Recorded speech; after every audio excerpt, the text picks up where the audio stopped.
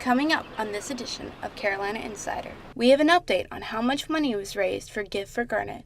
Then, we take you to Green Street to tell you about an on-campus initiative to fight suicide. But first, Senator Hollings has been laid to rest. Carolina Insider starts now.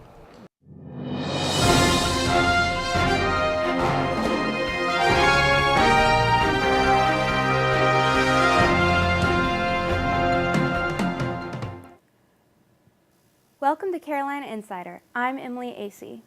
We begin today with the death of a longtime South Carolina politician. Former Senator Fritz Hollings is now at rest in Charleston. He was buried there yesterday after a private ceremony. Although his burial was private, hundreds of South Carolinians had the opportunity to pay their respects to the former senator as he lay in the State House on Monday.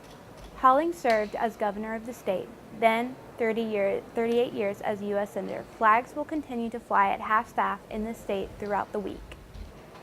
A bill making its way through the state legislature could have a big impact on the future of elections in South Carolina. Kelly Garcia has more on that story. With the 2020 presidential election coming up, the South Carolina Election Commission is requesting $60 million in this year's state budget to replace our 15-year-old voting equipment. Election officials fear the 13,000 outdated machines will result in an increased number of errors and longer lines at election polls next year. Director of Public Information for the South Carolina Election Commission, Chris Whitmire, believes the timing of purchasing new machines couldn't be more important than now. Elections are far too important to wait on a system to totally fail before you replace it. So you want to prepare for the future, get ready for the next election. South Carolina resident Teresa Taylor agrees that the voting machines we have now are starting to show their age. Just slow.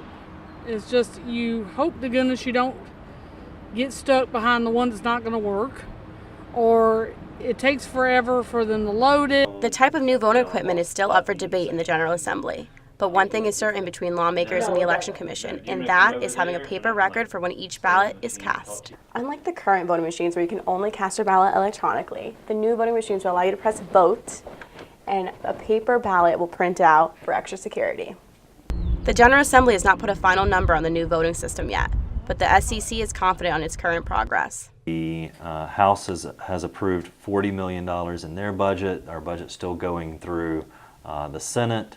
Of course, whatever the Senate approves, then the Senate and House have to get together and reconcile. For Carolina Insider, I'm Kelly Garcia. In campus news, the Board of Trustees is inviting faculty and students to meet the finalists for UofSC's next president. Each day between April 22nd and 25th, a different candidate will be holding conversations with campus stakeholders. Faculty are scheduled to meet with the candidates between 10:15 and 11:15 a.m. in the courtroom of the School of Law.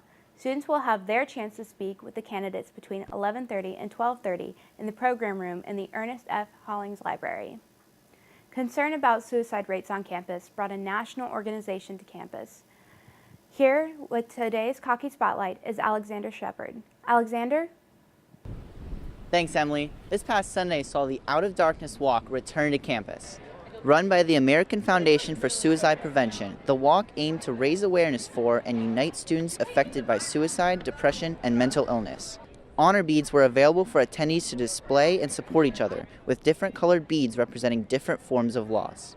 Here we are one community. We must stand together and let each other know the unparalleled level of support that exists among us. It is time to end the stigma that is associated with mental illness. The walk has already raised $5,500 of its $10,000 goal and will continue to accept donations through June 30th. Back to you in the studio, Emily. Thanks, Alexander. Finally today, we have the finished tally on a big university fundraiser. Green Street was alive and full of activity last Wednesday, and it was all in an effort to make a success of the second annual Give for Garnet campaign. The university took in donations from all over the country and managed to pass its goal of 6,500 individual donors. In all, the university raised more than $4 million.